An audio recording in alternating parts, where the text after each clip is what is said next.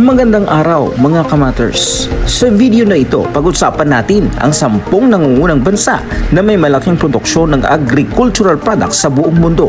Kasama kaya ang Pilipinas rito?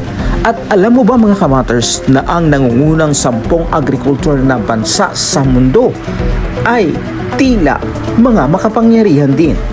Ito ay batay sa dami at sari-sari ng produksyon. Ang mga ito ay patuloy na yumayabong dahil sa agrikultura. Pero bago po ang lahat mga kamaters, kung bago lang kayo rito sa ating YouTube channel at kung nagustuhan mo ang ganitong klaseng video, paki-subscribe na rin at paki-click ng notification bell para lagi kang updated. Tayo na mga kamaters at pag-usapan natin ang 10 mga bansang ito. Ang agrikultura ay isang pangunahing bahagi ng ekonomiya ng mundo, lalo na sa mga umuunlad na bansa. Ang agrikultura ang pangunahing pinagkukunan ng kita, trabaho at pagkain. At sa ibang bansa, ito ay katuparan ng mga pangarap ng karamihan dahil tinutupad nito ang lahat ng pangunahing pangangailangan ng tao. Tinataya ng Food Agriculture Organization na 67% ng lahat ng tao ay umaasa sa agrikultura. Ito ay umabot sa 39.4% ng GDP. 43% ng lahat ng pagluwas o pag-angkat ay kinabilangan ng mga produktong pang-agrikultura. Mga kamaters, magpatuloy tayo sa ating pinag-uusapan at sa video na ito, atin ang himay-himayin ang 10 mga nangungunang bansa pagdating sa agrikultura sa buong mundo. Number 1 rito mga kamaters, ang bansang China. Oo, tamang narinig mo, hindi lang sila big producer ng plastic at imitation product, kundi number 1 din sila pagdating sa agrikultura. Paano nangyari? Hawak lang naman ng China ang 7% ng pansamantalang cropland sa buong mundo. Nagbibigay sila ng pagkain para sa 22% ng populasyon ng mundo. Nahihirapan noon ang China na pakainin ang malaking populasyon nito noong ika-20 siglo. Pagkatapos nito, ang mga patakaran at teknolohiyang pang-agrikultura ng China ay in-upgrade upang gawin itong makasarili at lumago. Gayunpaman, ang nangungunang mga ahensya sa pagplano ng ekonomiya ng China ay nagbabala na ito ay maging mahirap na mapanatili. Ang bawat lupain ng China ay halos ginagamit para sa agrikultura. Sa bansang ito, maaari kang magtanim ng mga gulay sa mga kalsada at sa maraming pader. Nawala ng China ang 1/5 ng lupang taniman nito noong 1949. Sa ngayon, 10% hanggang 15% lamang ang angkop para sa agrikultura.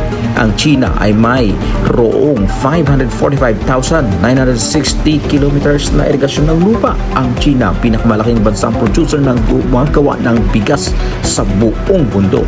Gumagawa din sila ng soybeans, kaolyang, trigo, millet at mais.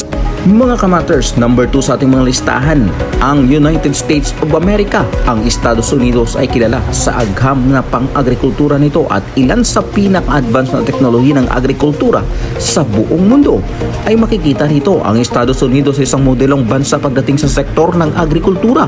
Ang agrikultura nito ay yumayabong at sa isang umuunlad na bansa bawat taon. Ito ang pag-unlad ng siyentipikong lupa, pagsusuri ng pananim at mas makabagong makinarya. Sa makatuwid, maaaring nating sabihin ng Estados Unidos ang pinaka-advanced na bansa pagdating sa teknolohiya ng agrikultura. Ang Estados Unidos ay nakakita ng pagtaas sa agrikultura ng 5% bawat taon mula noong 1990. Ang average na taunang pagtaas ng produksyon para sa bawat manggagawang magsasaka ay 0.84% bawat taon.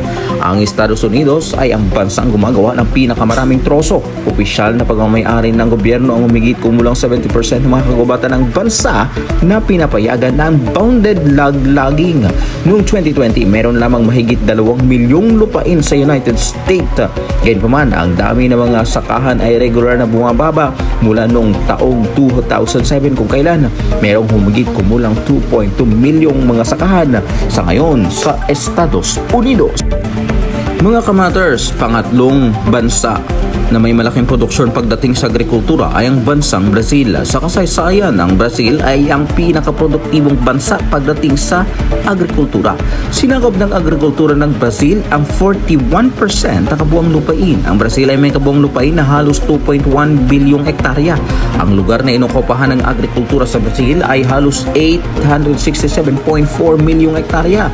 Ang tubo o sugarcane ang prioridad ng bansa sa produksyon.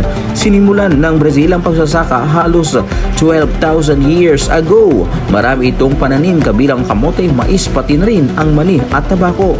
Kilala ang Brazil na nanguna sa buong mundo sa produksyon sa tubo na gumagawa ng halos 600 milyong tonelada taon-taon. Number 4 sa ating listahan, ang bansang India. Ang agrikultura ng India ay mayroong malaking papel para sa 58% ng kabuhayan ng mga Indian. Pinapakita ng ating pananaliksik ng agrikultura ang pangunahing pinagkukunan ng kita para sa halos kalahati ng populasyon nito. Ang bahagi ng agrikultura sa GDP ng India ay tumaas ng 19.9% noong 2021 mula sa 17.8% noong 2019. Ang India ay gumagawa ng karamihan sa mga prutas, bilang mga saging, mangga, lemon, papaya, bayabas at mga gulay tulad ng chickpeas. Gumagawa din ng India ng mga pampalasa tulad ng sili, luya at paminta. Nangunguna rin ang India sa buong mundo pagdating sa produksyon ng gatas. Pumapangalawa rito sa produksyon ng mga ito ang tuyong prutas, pangatlong isda, panglima ang poultry production. Ang produksyon ng agrikultura ng India ay tumaas ng 11% sa nakalipas na 14 na taon mula sa $87 hanggang sa $397. Number 5 sa ating mga listahan, mga kamaters, ang bansang Rusya. Oo, ang Rusya ay mayroong 13% ng mga lupaing pang-agrikultura nito na ginagamit para sa produksyon ng sugar, beet, trigo at patatas. Kasama sa mga cereal nito ang rye, barley at oats. Ito ang pangunahing pananim sa Rusya. Malaki ang kinalaman ng Rusya pagdating sa industriyang pang-ekonomiya at may malaking industriya ng agrikultura. Ang sektor ng agrikultura ay higit kumulang 6% ng kabuang GDP ng Rusya. Nangangahulugan na ito ang pangkalahatang populasyon ay nagbibigay ng 16% ng lahat ng mga oportunidad na trabaho sa industriya ng agrikultura ng Rusya. Ang Rusya ay may higit 23 milyong hektarya ng lupang sinasaka. Ang pagtatanim ng butil ay sumasaklaw sa halos kalahati ng lupain. Gumagawa ito ng 70% ng kabuang butil ng bansa. Ang pinakamahalagang pananim ng pagkain ng Rusya ay trigo. Ito ay dahilan kung bakit ang produksyon ng beet ay tumaas ng husto sa mga nakaraang taon, mga kamaters. Pang-anim sa ating listahan, ang bansang France. Ang France ay tahanan ng humigit kumulang 730,000 na mga sakahan. Humigit kumulang 7% ng populasyon ng France ang ikinabubuhay mula sa agrikultura, pangingisda at panghugubat.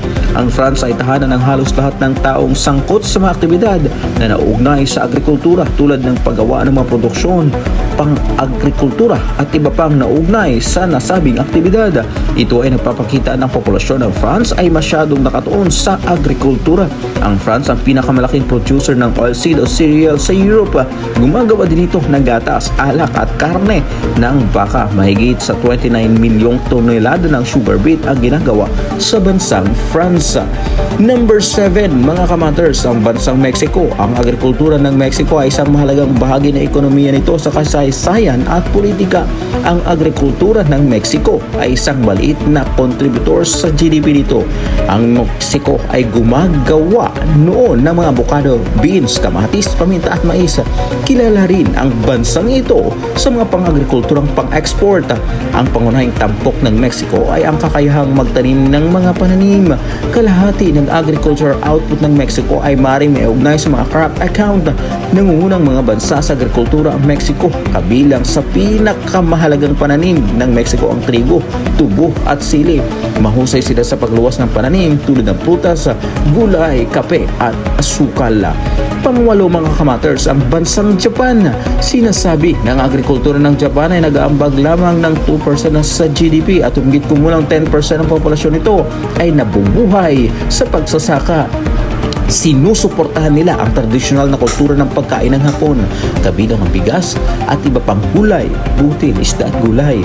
Ang Japan ay tahanan ng malaking populasyon. Ang karaniwang lugar na maasakahan ng Hapon ay nasa 1.2 hectares lamang. Nagsasanay din sila ng sama-samang paglilinang pagdating sa agrikultura. Number 9 mga kamaters, ang bansang Germany. Kabilang sa mga nangungunang pang-agrikultura na pagkain ng Germany ang baboy, manok at patatas. Sa karamihan ng mga riyon, available din ang mga gulay, prutas, alak at iba pang inumin. Ang agrikultura at kagubatan ay bumubuo sa halos 80% ng lupain ng bansang ito. Ang mga sakahan ng pamilya ang nangingibabaw sa lumang kanluran noong 1997. Humigit kumulang 87% ng mga magsasaka ng Germany ang nagmay-ari ng lupain na may sukat na 124 hectare.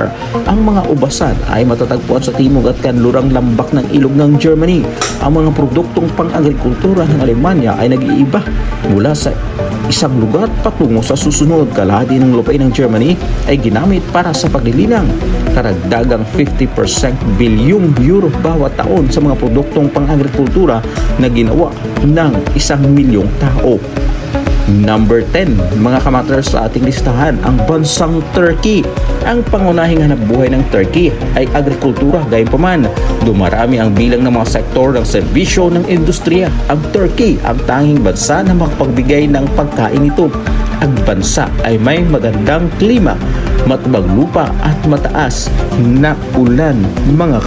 Mga kamaters, sa bansang Turkey, halos lahat ng riyon nito ay may ilang uri ng agrikultura. Ang pagsasaka ng manok ay isang malaking negosyo sa mga bundukan. Nag-aambag ito sa 1/4 ng kabuuang produksyon ng sakahan. Ang pinakasikat na butil ng Turkey ay trigo, pangalawang sugar beet na sinusundan ng gatas at baka. Ang farmhouse sa bawat paligid ng bansang ito ay para sa tinatayang 1 milyong turkeys. Noong 2018, ang sektor ng agrikultura ay umabot sa 19.2%. Ang kabuuang trabaho sa Turkey, ito ang pinakamalaking producer sa mundo ng mga hazelnut, igos at pasas. Ang Turkey ang pang-apat sa producer ng ubas at gulay. Ito ang ika-6 na pinamalaking producer ng tabako sa buong mundo. Mga kamaters, kung nagustuhan mo ang video na ito, pwede mong i-share, i-like at mag-comments ka kung ano ang posibleng pag-usapan natin sa ating susunod na video. Ako si Alden Unique Matters. Hanggang sa susunod nating video, laging tandaan, stay safe and pray always, mga kamaters.